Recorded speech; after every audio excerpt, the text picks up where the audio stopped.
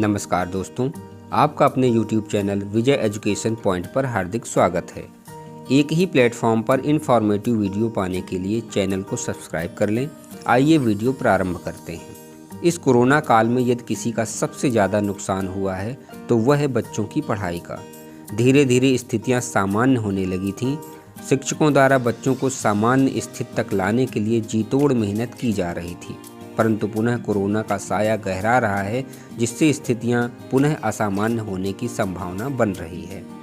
आप अवगत हैं कि स्कूल शिक्षा एवं साक्षरता विभाग, शिक्षा मंत्रालय द्वारा दिनांक 5 जुलाई 2021 से निपुण भारत मिशन का शुभारंभ किया गया है, जिसके अंतर्गत वर्ष 2026-27 तक प्राथमिक कक्षाओं में सार्वभौमिक मूलभूत साक्षरता और संख्या ज्ञान प्राप्त करने तथा कक्षा 3 तक सभी बच्चों में पढ़ने लिखने और संख्या ज्ञान में ग्रेड स्तर की अपेक्षित योग्यता प्राप्त करने का लक्ष्य निर्धारित किया गया है, जिसके परिप्रेक्ष्य में नेशनल अचीवमेंट सर्वे सहित भारत में विभिन्न शोध अध्ययनों से यह तथ्य प्रकाश में आया है कि कई बच्चे एक साधारण कक्षानुरूप वाक्यों या गद्यांशों को पढ़ने में सक्षम नहीं हैं।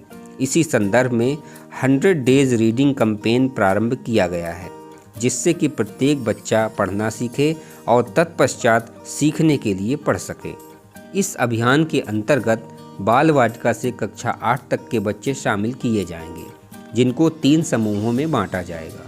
समूह 1 में बाल वाटिका से कक्षा 2 तक के बच्चे, समूह 2 में कक्षा 3 से कक्षा 5 तक के बच्चे और समूह 3 में कक्षा 6 से कक्षा 8 तक के बच्चे शामिल होंगे।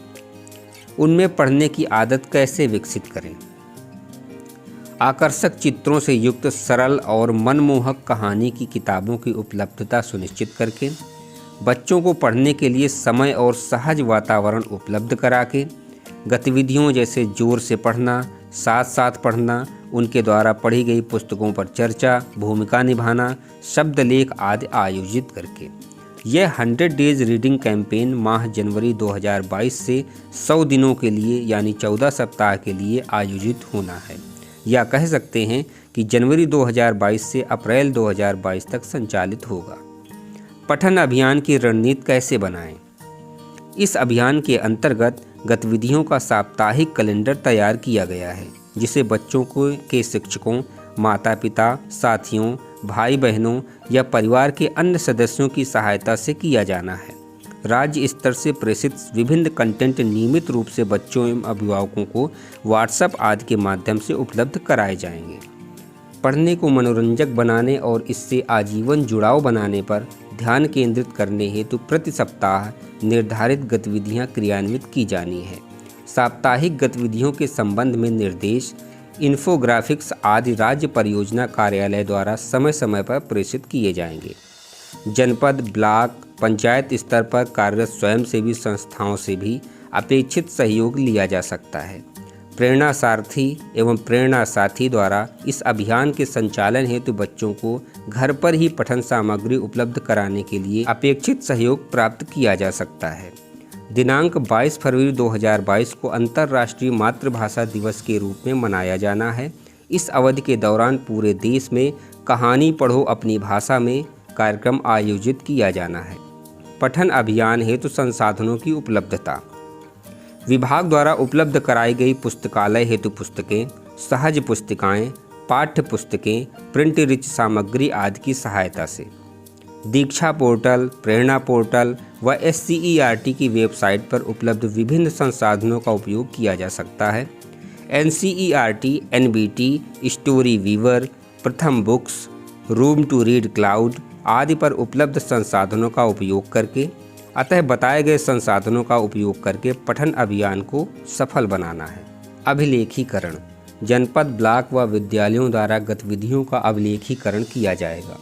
100 डेज रीडिंग कैंपेन के लघु वीडियो, प्रशंसा पत्र और फोटोग्राफ्स आदि का संकलन किया जाना है तथा राज्य परियोजना कार्यालय को भी प्रेषित करना है। अनुश्रवण। 100 डेज रीडिंग कैंपेन के अंतर्गत आयोजित की जाने वाली साप्ताहिक गतिविधियों का अनुश्रवण राज्य परियोजना कार्यालय से किया जाएगा। 100% विद्यालयों, शिक्षकों एवं बच्चों की सहभागिता इस अभियान में सुनिश्चित करने के लिए श्रीमान डायट प्राचार्य, जिला बेसिक शिक्षा अधिकारी महोदय एवं खंड शिक्षा अधिकारी महोदय द्वारा अनुश्रवण किया जाएगा। SRG, ARP एवं शिक्षक संकुलों के द्वारा गतिविधियों पर चर्चा एवं सहयोग प्रदान करते हुए शिक्षकों एवं अभिभावकों को अभिप्रेरित किया जाएगा। साथियों, इस संबंध में आदरणीय महानिदेशक स्कूल शिक्षा एवं राज्य परियोजना निदेशक द्वारा 3 जनवरी 2022 को विस्तृत निर्देश पत्र के माध्यम से दिए जा चुके हैं। आशा है हमेशा की तरह इस कार्यक्रम को भी हम सफल बनाएंगे। आप सभी का बहुत बहुत धन्यवाद। जय हिंद, जय भारत।